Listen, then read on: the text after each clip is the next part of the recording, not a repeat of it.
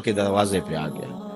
تو اس لیے قیامت سے قبل توبہ کا دروازہ کھلا ہوا ہے، لیکن 40 سال قبل توبہ کا دروازہ بند ہوگا، سورج مغرب سے طلوع ہوگا۔ پھر کوئی توبہ کرنا چاہے گا بھی، بلکہ ہر کوئی توبہ کرنا چاہے گا، لیکن پھر توبہ جو ہے وہ قبول نہیں ہوگی۔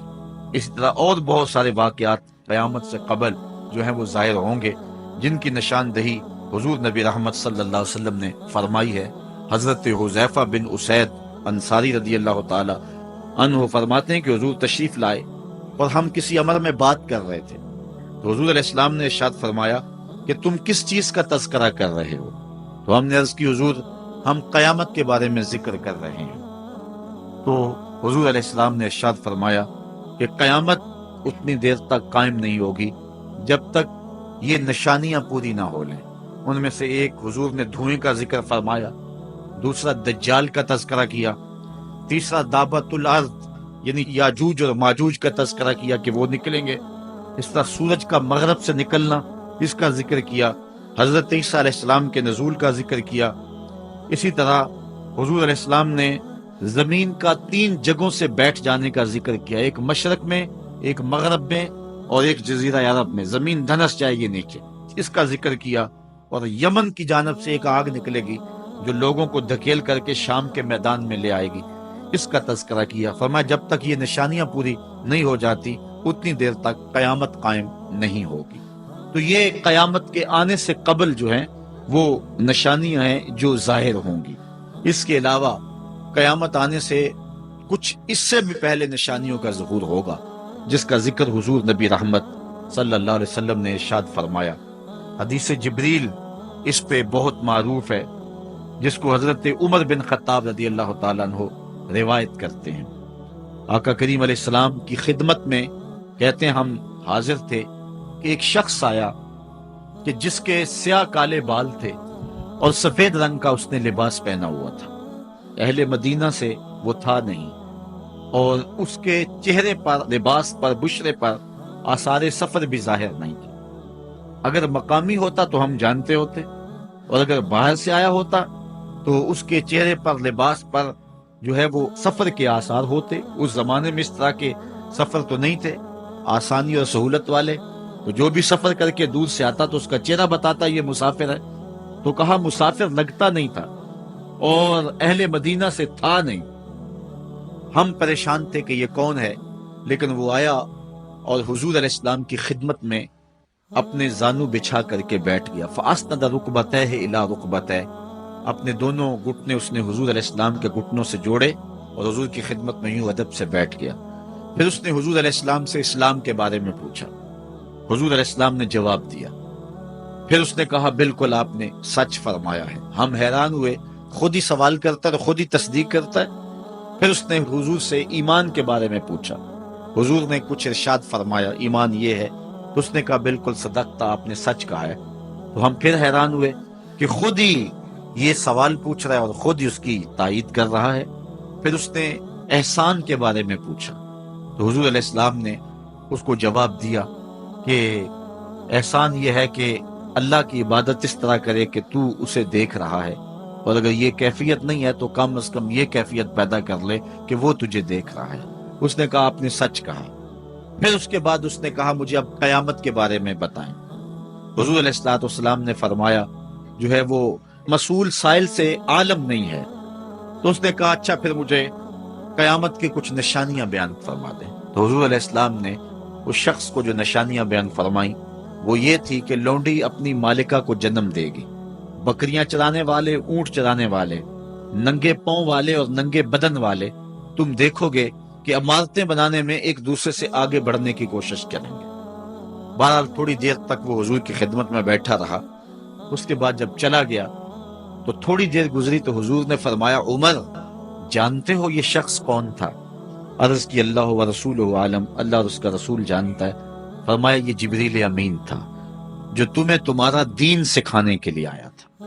تو حضرت جبریل امین نے آ کر کے حضور سے جو 4 سوالات کیے ان میں سے ایک سوال یہ تھا قیامت کب آئے گی اور قیامت کی نشانیاں کیا ہیں؟ تو حضور نے یہ نشانیاں بیان فرمائیں کہ لونڈی اپنی مالکہ کو جنم دے گی، اور یہ نشانی اب ہمارے سامنے ہے کہ آج اولادیں اپنے جو ہے وہ ماں باپ کی آقا بنی ہوئی ہیں، بیٹی آج ماں کی حکمران بنی ہوئی ہے۔ یہ دور جس کی نشاندہی کی وہ بالکل آج ہمارے سامنے ہے۔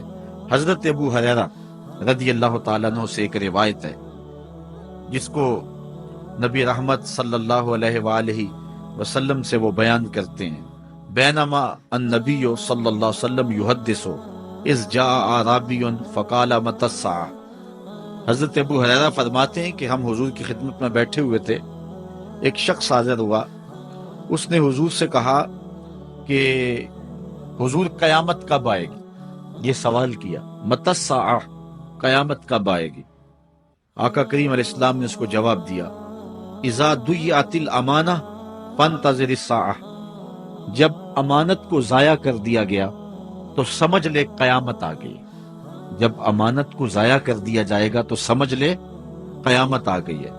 قال کیف اضاعتھا، عرض کی حضور امانت کو ضائع کرنا کیا مفہوم رکھتا ہے، اس کا مطلب کیا ہے؟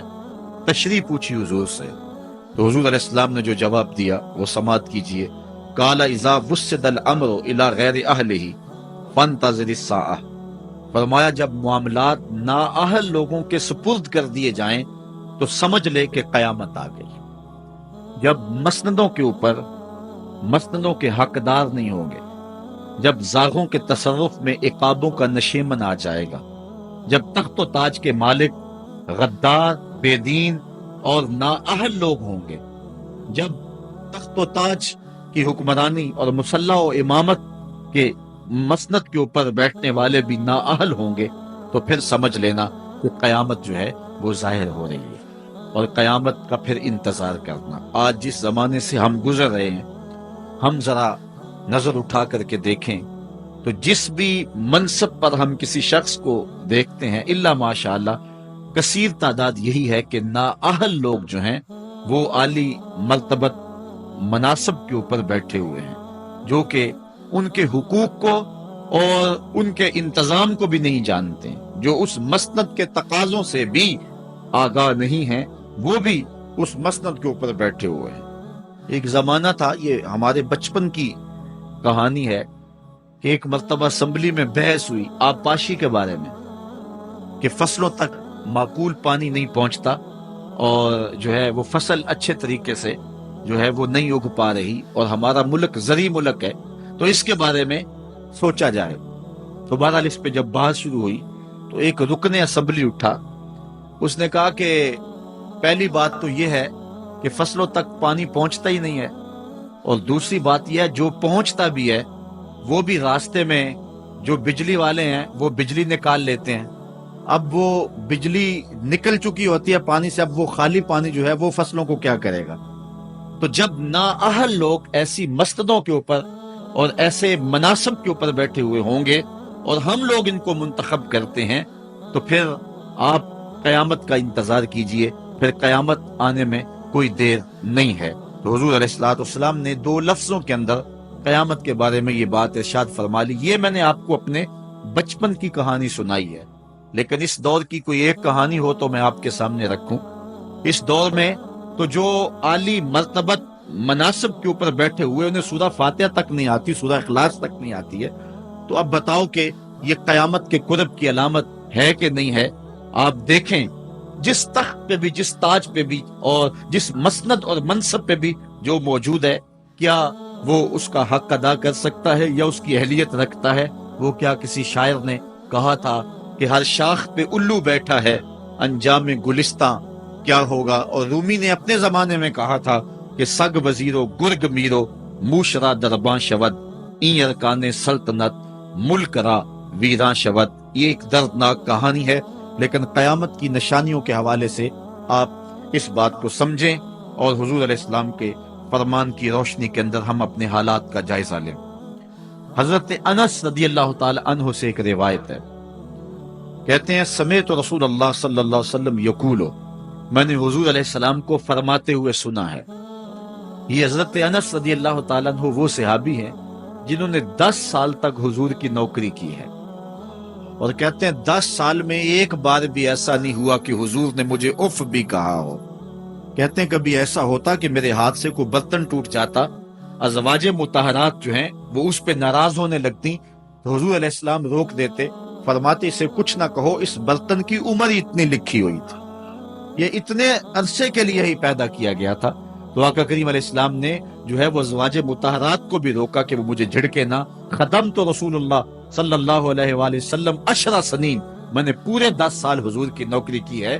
بلکہ جب آپ کہیں گے کہ حضور کے خادم کا نام کیا ہے، سارے صحابی حضور کے خادم ہیں، لیکن نام حضرت انس رضی اللہ تعالی عنہ کا آئے گا، یہ حضور علیہ السلام کے خادم خاص ہیں اور حضور سے بہت ساری باتیں انہوں نے سنی ہیں۔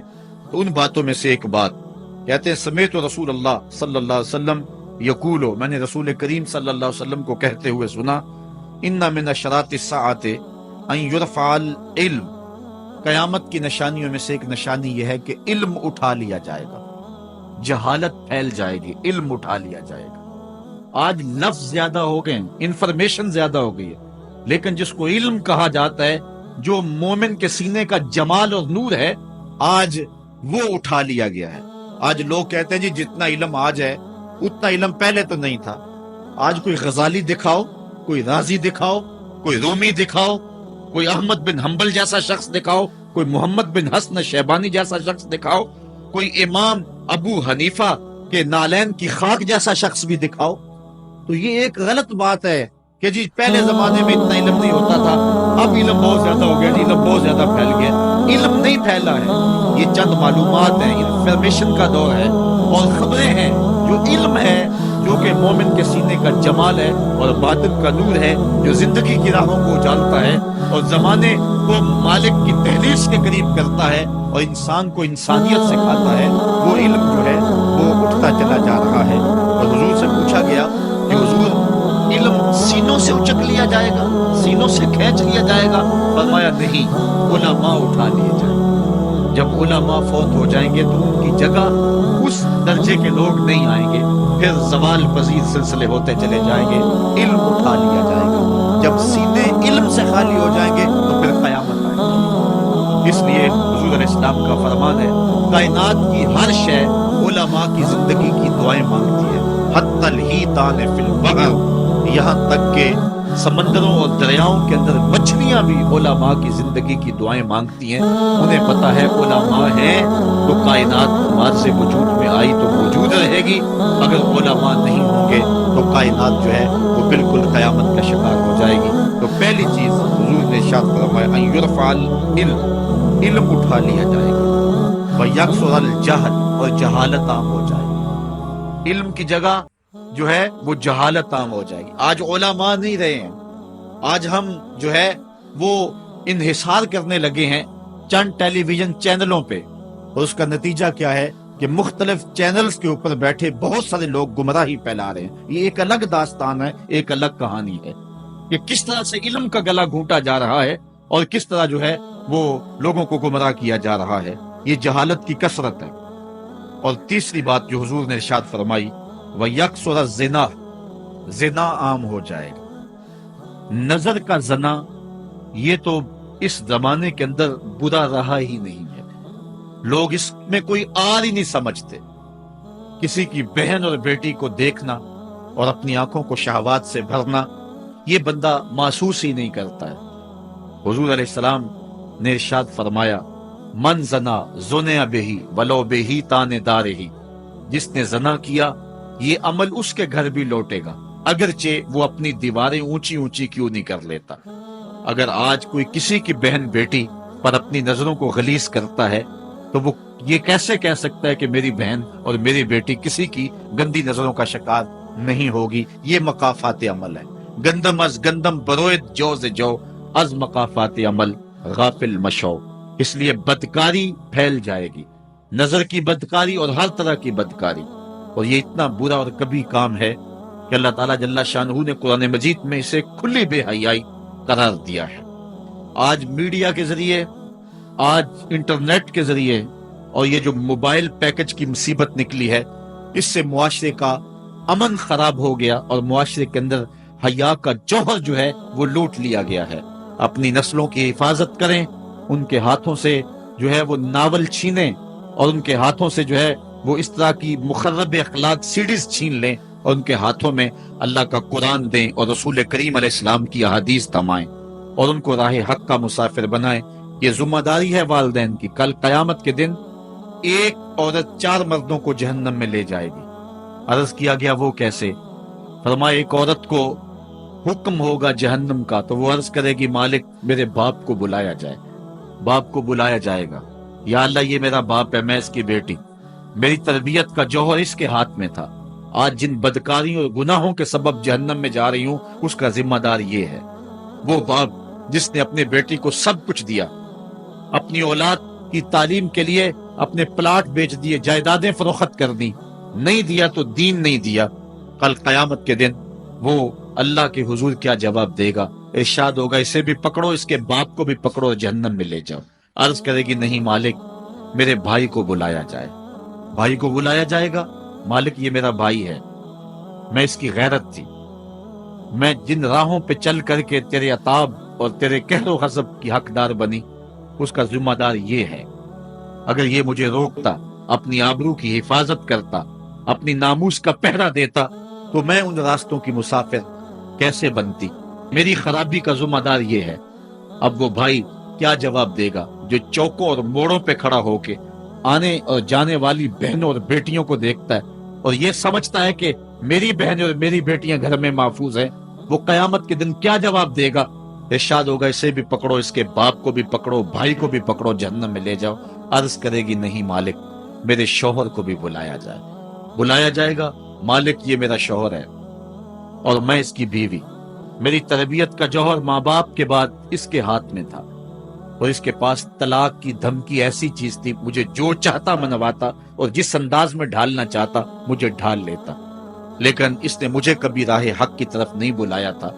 وہ شوہر کیا جواب دے گا جو خود اپنے دوستوں کو چائے پہ بلا کے اور اپنی بیوی کو سامنے برہنہ منہ بٹھا کے بعد میں اس کے حسن کی داد مانگتا ہو، بتاؤ بھابی کیسی ہے؟ تو وہ کیا جواب دے گا قیامت کے دن؟ ارشاد ہوگا اس کو بھی پکڑو، اس کے باپ کو بھی، اس کے شوہر کو بھی اور اس کے بھائی کو بھی جہنم میں لے جاؤ۔ عرض کرے گی نہیں مالک میرے بیٹے کو بھی بلایا جائے۔ بیٹے کو بلایا جائے گا، مالک یہ میرا بیٹا ہے، میں اس کی ماں ہوں، میرے سینے میں اس کے لیے تڑپتی ہوئی ممتا تو نے رکھی تھی، یہ روٹھ جاتا تو زندگی اجاڑ ہو جاتی، جو بھی چاہتا ضد کر کے منوا لیتا، مجھے کسی کے گھر کے برتن بھی مانجنے پڑے تو میں نے اس سے بھی گریز نہیں کیا، اس کی ہر فرمائش کو پورا کیا، اپنا زیور بیچ کے اس کی تعلیم مکمل کروائی۔ اگر یہ ضد کرتا کہ امی آپ نماز نہیں پڑھتی، میں آپ کے ہاتھ کا کھانا نہیں کھاؤں گا، امی آپ یہ عمل کیوں کرتی ہیں، یہ شریعت میں جائز نہیں ہے، تو میں جو ہے وہ کھانا نہیں کھاؤں گا، تو کیا میری ممتا مجبور نہ ہو جاتی؟ اس نے ساری زندگی کیا مجھے اس کے بارے میں کوئی کہا تھا، نیکی کی طرف بلایا تھا، بدی سے روکا تھا؟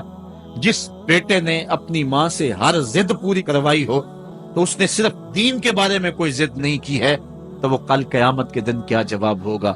ارشاد ہوگا اسے بھی پکڑو، اس کے باپ کو بھی پکڑو، اس کے خامن کو بھی پکڑو، بھائی کو بھی پکڑو، بیٹے کو بھی پکڑو اور 5 کو گھسیٹ کے جہنم میں لے جاؤ۔ فرمایا ایک عورت 4 مردوں کو قیامت کے دن جہنم میں لے جائے گی۔ اس لیے میں اور آپ آج دیکھ لیں کہ ہمارا آخرت کا معاملہ کیا ہونے والا ہے اور ہم نے اس دنیا کے اندر کس طرح اپنی حفاظت کرنی ہے۔ چوتھی چیز جو حضور نے ارشاد فرمائی، وَيَكْثُرَ شُرْبَ الْخَمْرِ، اور شراب پینا عام ہو جائے گا۔ یہ قرب قیامت کی علامت ہے۔ آج ہماری ایلیٹ کلاس میں اور ہمارے آیان حکومت، آیان سلطنت اور سیاستدانوں اور جو ہے وہ عالی نسب خاندان جو شمار کیے جاتے ہیں، ان میں شراب پانی کی طرح سمجھی جاتی ہے۔ اور آج ہمارے ملک کے اندر جو ہے وہ کتنے شراب خانے موجود ہیں اور کتنے ٹنوں کے حساب سے جو ہے وہ بیرون ملک سے شراب درآمد کی جاتی ہے۔ یہ قرب قیامت کی نشانی ہے کہ شراب عام ہو جائے گی۔ ایک روایت میں آتا ہے شارب الخمر کعابد الوثن، شراب پینے والا بت پوجنے والے کی طرح ہے۔ کتنا سخت فرمایا گیا، اور کل قیامت کے دن سخت رسوا ہوگا جو دنیا کے اوپر شراب پیتا رہا ہوگا۔ اللہ تعالی ہم سب کو محفوظ فرمائے۔ وَيَقِلَّ الرِّجَالُ وَيَكْثُرُ النِّسَاءُ، اور ایک نشانی حضور نے یہ ارشاد فرمائی کہ مرد تھوڑے ہو جائیں گے اور عورتیں زیادہ ہو جائیں گی۔ ایک تو عورتوں کی افزائش زیادہ ہوگی، اور دوسری بات مختلف ہنگاموں میں، حادثات میں اور جنگوں میں مرد قتل کر دیے جائیں گے اور عورتیں زیادہ ہو جائیں گی، یہاں تک کہ حضور نے فرمایا حتی یکونا لخمسین امراتن القیم الواحد، یہاں تک کہ 50 عورتوں کا ایک مرد منتظم ہوگا۔ 50 عورتیں ہوں گی اور کمانے والا صرف ایک مرد ہوگا۔ یہ قرب قیامت کے حالات ہیں جو حضور نے بیان کیے۔ حالات اس طرف بڑھ رہے ہیں اور ایک وقت وہ آنے والا ہے کہ بالکل جو حضور نے فرمایا وہ چیزیں سامنے آئیں گی۔ حضرت ابو سعید خدری رضی اللہ تعالی عنہ سے ایک روایت سنیے۔ حضور نے ارشاد فرمایا مجھے قسم ہے اس رب کی جس کے قبضے میں میری جان ہے، اتنی دیر تک قیامت نہیں آئے گی، یہ وقت بھی آئے گا کہ جانور انسان سے باتیں کریں گے، انسان ان کی بولی سمجھے گا اور وہ ان سے باتیں کریں گے۔ وَحَتَّى تُكَلِّمَ الرَّجُلَ عَذْبَةُ صَوْتِهِ، اور اس کے کوڑے کی جو رسی ہے، اس کا جو پھندنا ہے، وہ بھی انسان سے باتیں کرے گا۔ وَالشِّرَاكُ نَالِهِ، اور اس کے جوتے کا تسمہ بھی اس سے بات کرے گا۔ يُخْبِرَ فَخِذُهُ بِمَا أَحْدَثَ أَهْلُهُ بَعْدَهُ، اس کا گھٹنا اس کو بتا دے گا اس کے بعد میں اس کے گھر والوں نے جو باتیں کی۔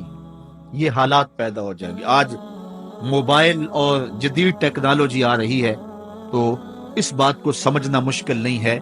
اس زمانے کے اندر جب کہ ان چیزوں کا تصور بھی نہیں تھا، صحابہ نے پھر بھی یقین کیا کہ ہوگا، حضور نے کہا ہے اور آگے بیان کیا۔ اور آج تو حالات نظر آ رہے ہیں کہ بالکل جو حضور نے بتایا وہ سب کچھ جو ہے وہ ہونے والا ہے۔ حضرت ابو ہریرہ رضی اللہ تعالی عنہ سے ایک روایت ہے، یہ وہ صحابی ہیں جنہوں نے سب سے زیادہ حضور علیہ السلام کے فرامین امت تک پہنچائے، کثرت کے ساتھ حضور کی صحبت کا دور پایا اور اصحاب صفہ میں سے تھے، زندگی کا ایک ایک لمحہ حضور کی قربت میں گزارا۔ حضرت ابو ہریرہ رضی اللہ تعالیٰ عنہ فرماتے ہیں کہ رسول کریم صلی اللہ علیہ وسلم نے ارشاد فرمایا اذا اتخذ الفیء دیوالا، جب مال غنیمت کو، جب سرکاری خزانے کو اپنی ذاتی دولت سمجھا جائے گا، اس میں تصرف کیا جانے لگے گا۔ سرکاری خزانے میں لوگ جس طرح چاہیں گے تصرف کریں گے، ایک زمانہ آئے گا اور وہ دیکھ لو بالکل ہمارے سامنے۔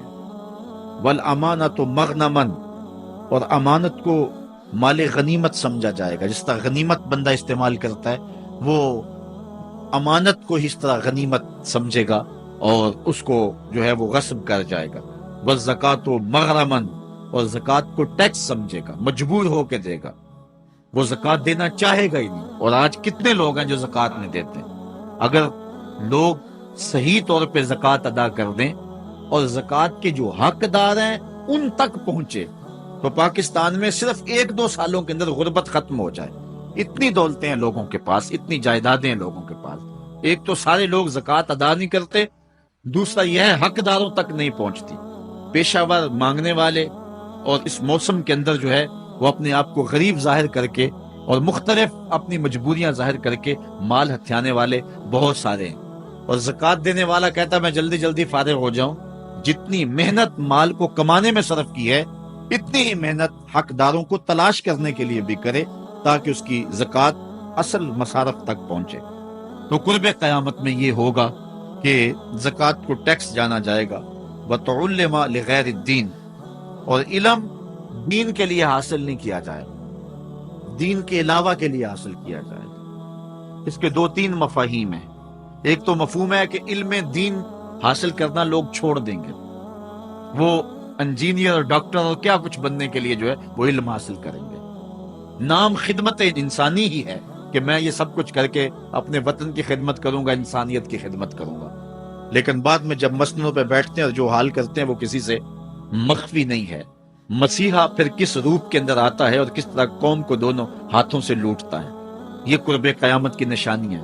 ہر بندہ جو ہے وہ علم تعلیم حاصل اچھا انسان بننے کے لیے نہیں، با کردار شخص بننے کے لیے نہیں، اچھا مومن بننے کے لیے نہیں، صالح فرد بننے کے لیے نہیں، بلکہ کمائی کرنے کے لیے، زیادہ سے زیادہ پیسے کمانے کے لیے وہ علم حاصل کرے گا۔ اور دوسری یہ بات کہ جو دین کا علم بھی حاصل کریں گے وہ بھی غرض و غائب جو ہے وہ اپنی چھوڑ دیں گے جس مقصد کے لیے جو ہے وہ علم حاصل کیا جاتا ہے۔ اور یہ قرب قیامت کی نشانی جو حضور نے بیان کی، یہ بھی ہم اپنے زمانے میں دیکھ رہے ہیں۔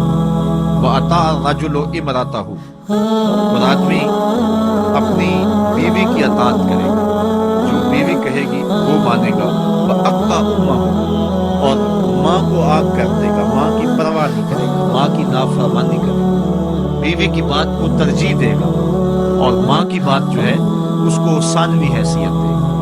بہت بدبخت تو ایسے ہیں کہ جو ماں باپ کو ویسے ہی دقیانوسی کا تانا دے کے کہتے ہیں تمہیں تو پتہ ہی نہیں کسی بات کا دنیا کہاں چلی گئی، اور ان کی کسی بات کو، کسی مشورے کو اور کسی حکم کو کوئی ترجیح نہیں دیتے۔ لیکن جب بیوی اور ماں دونوں کا حکم مقابلے میں آ جائے اس وقت وہ بیوی کے حکم کو ترجیح دیں گے۔ یہ قرب قیامت کی علامت ہے جو کہ ہم واضح طور پہ اپنے معاشرے میں دیکھ رہے ہیں۔ وَأَدْنَىٰ صَدِيقَهُ وَأَقْصَىٰ أَبَاهُ، دوست قریب ہوں گے، باپ دور ہوں۔ دوستوں کو قربت دی جائے گی، ان کے ساتھ بیٹھنا اٹھنا بھی ہوگا، کھانا پینا بھی ہوگا، گپ شپ بھی ہوگی۔ دوست ایک بیل دے تو بندہ دوڑا جائے گا دوست کی پکار پہ، لیکن ماں باپ جو مرضی کہیں تو ماں باپ کی بات کو کوئی ترجیح نہیں دی جائے گی۔ یہ قرب قیامت کی نشانیوں میں سے ایک نشانی ہے، اور اس وجہ سے آج لوگ محروم ہو گئے ہیں اور گھروں میں برکت نہیں رہی۔ ماں باپ اگر کچھ کہیں، کوئی چیز لانے کے لیے بھی کہیں تو بچہ 100 بہانے کرتا ہے اور دوست کی پکار پہ لبیک کہتا ہوا بھاگ اٹھتا ہے۔ وَظَهَرَتِ الْأَصْوَاتُ فِي الْمَسَاجِدِ، مسجدوں میں لڑائیاں ہوں گی، مسجدوں میں جو ہے وہ آوازیں بلند ہوں گی لڑائیوں کی، ایک دوسرے سے الجھاؤ پیدا ہو جائیں گے۔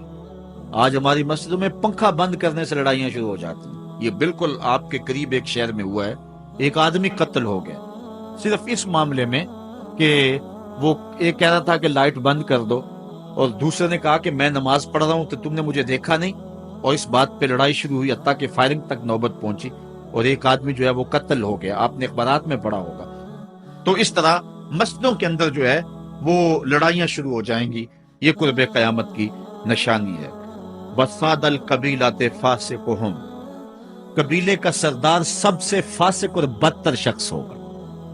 خاندان کا، قبیلے کا، برادری کا وہی سربراہ ہوگا، وہی قائد ہوگا، وہی لیڈر ہوگا، وہی پنچ ہوگا جو جتنا بڑا غنڈہ اور جتنا بڑا بدماش ہے اس کو ہی جو ہے وہ سرپرستی جائے گی۔ شرافت نام کی چیز ہی باقی نہیں رہے گی۔ شرافت کے بل بوتے پہ آگے نہ کوئی سیاست میں آ سکے گا، نہ کوئی خاندان میں آگے آ سکے، بلکہ اب تو حال ہی ہوا کہ اب ہماری محافل اور آراس کے اندر بھی جو مہمان خصوصی رکھے جاتے ہیں وہ بھی اس اعتبار سے نہیں رکھے جاتے کہ متقی شخص تلاش کرو جس کو مسند صدارت پہ بٹھایا جائے، جس کو مہمان خصوصی رکھا جائے۔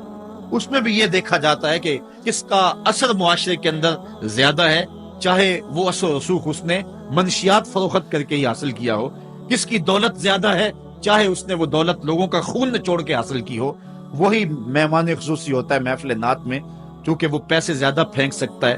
اور ایک غریب آدمی جو کہ تہجد کی نماز پڑھنے کا بھی عادی ہے، اس کو جوتیوں پہ جگہ ملتی ہے، اس کا قصور صرف یہ ہے کہ وہ غریب ہے اور اس کے پاس حرام کی کمائی نہیں ہے۔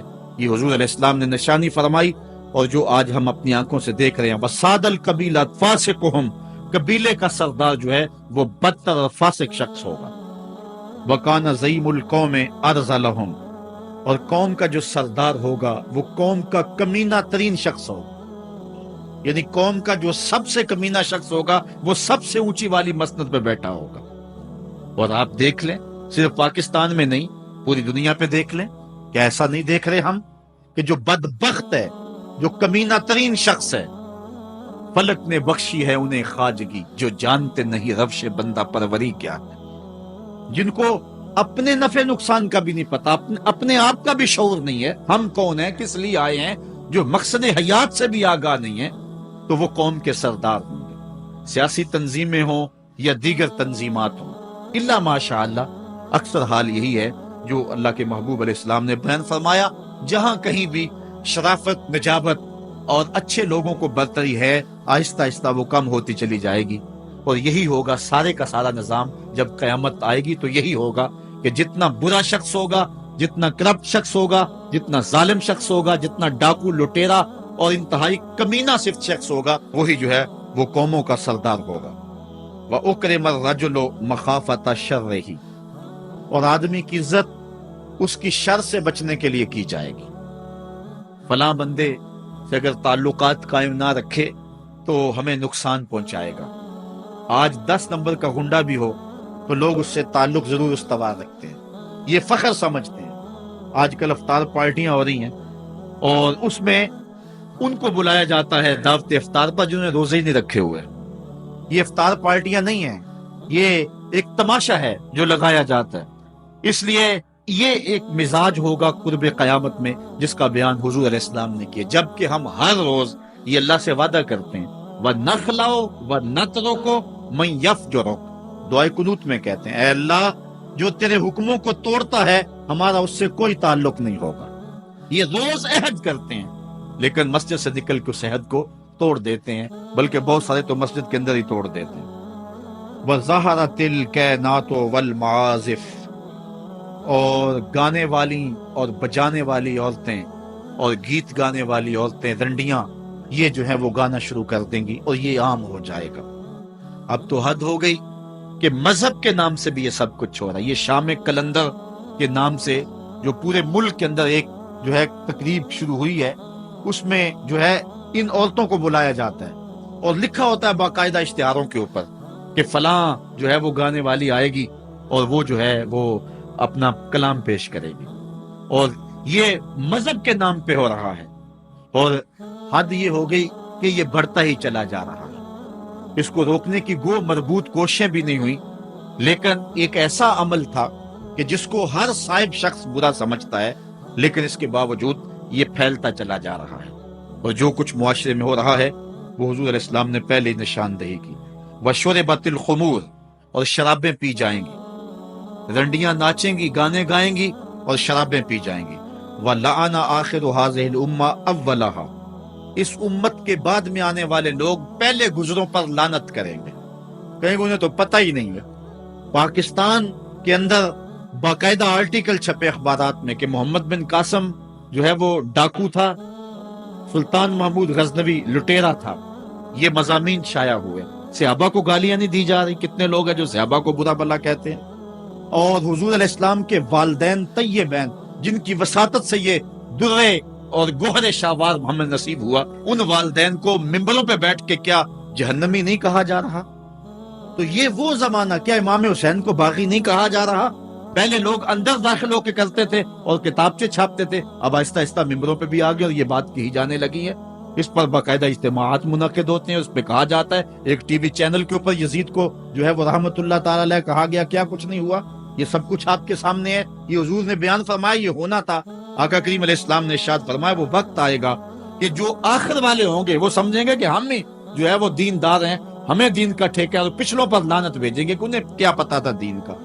آج پچھلوں کے عقائد پر حملے ہو رہے ہیں اور انہیں مشرک کہا جا رہا ہے. میں نے ایک دن کہا تھا, یہ بڑے زور سے کہا جاتا ہے جو یا رسول اللہ کہے وہ مشرک ہو جاتا ہے.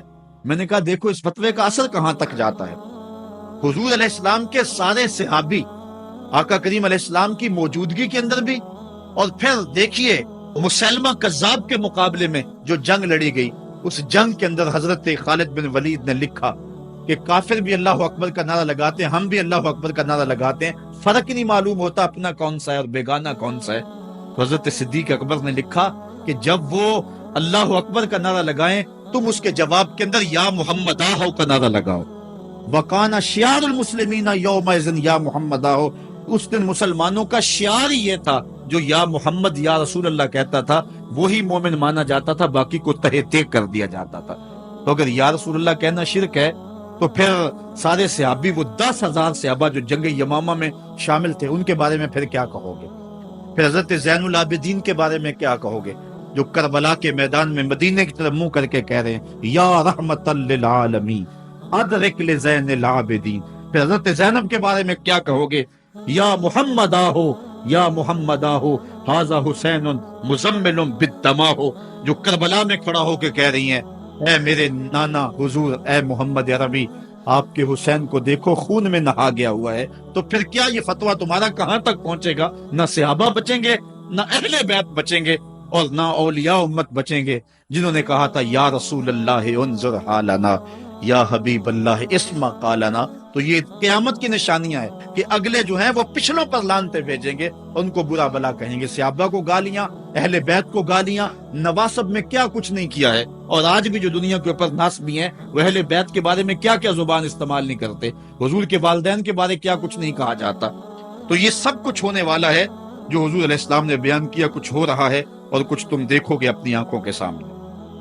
پھر ارشاد فرمایا فَارْتَقِبُوا عِنْدَ ذَلِكَ رِيحًا حَمْرَاءَ وَزَلْزَلَةً وَخَسْفًا وَمَسْخًا وَقَذْفًا وَآيَاتٍ تُتَابِعُ كَنِظَامٍ قُطِعَ سِلْكُهُ فَتُتَابِعُ۔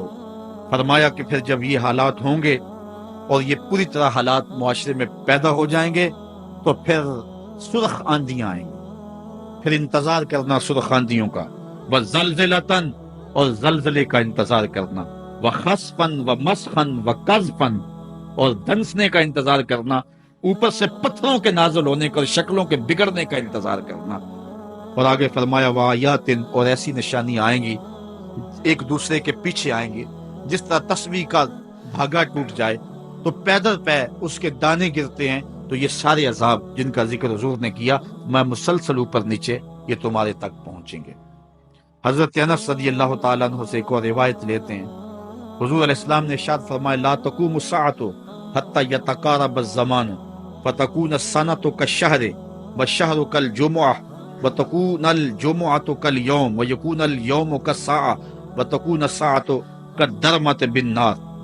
فرمایا جب قیامت آئے گی اتنی دیر تک قائم نہیں ہو سکتی جب تک زمانے مختصر نہیں ہو جائیں گے، زمانے سمٹ نہیں جائیں گے، حتیٰ کہ سال مہینے جتنا ہو جائے گا، اور مہینہ ایک جمعۃ المبارک جتنا ہو جائے گا، اور ایک جمعہ ایک دن جتنا ہو جائے گا، اور ایک دن ایک گھڑی جیسا ہو جائے گا، اور ایک گھڑی ایسے ہوگی جس طرح آگ کا شعلہ جلایا اور وہ بجھ گیا۔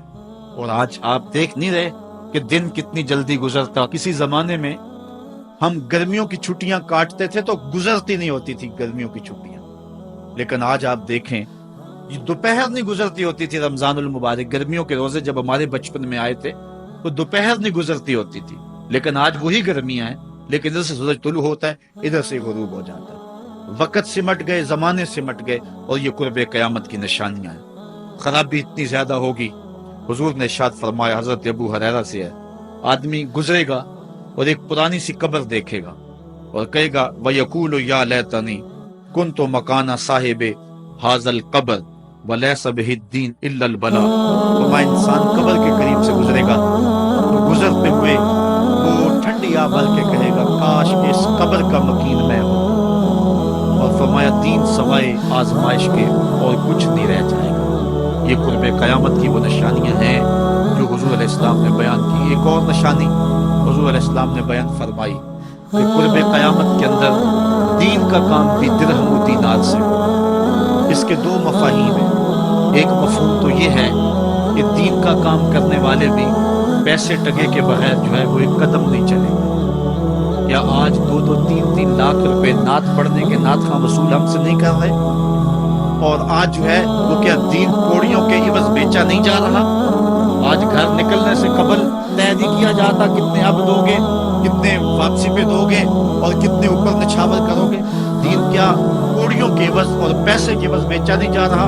ایک اس کا مفہوم یہ ہے، اور دوسرا مفہوم اس کا یہ ہے قرب قیامت میں اگر کوئی دین کا کام کرنا بھی چاہے گا تو درہم و دینار کے بغیر نہیں ہو سکے، یعنی اس کو ضرورت ہوگی کہ میرے پاس مال ہو، حالات ہوں، اور میں دین کا کام کروں۔ اگر اس کے پاس حالات نہیں ہوں گے تو دین کا کام اس کے لیے کرنا مشکل ہو جائے گا۔ جس طرح کسی زمانے میں علماء برکت کی چھاؤں میں بیٹھ کے اور لوگ ان کے پاس بھی آ گئے، کوئی وسائل کی ضرورت نہیں تھی، وہ پڑھا سکتے تھے لوگ بیٹھ کے۔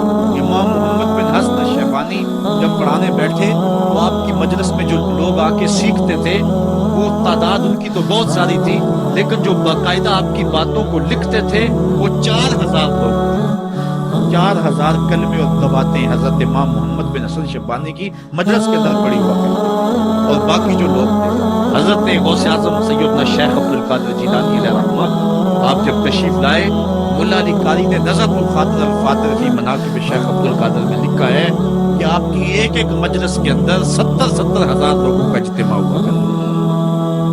آج تھوڑے لوگ اکٹھے ہو جائیں تو ہم خوش بھی ہوتے ہیں اور حیران بھی ہوتے ہیں، اتنے لوگ اکٹھے ہو گئے۔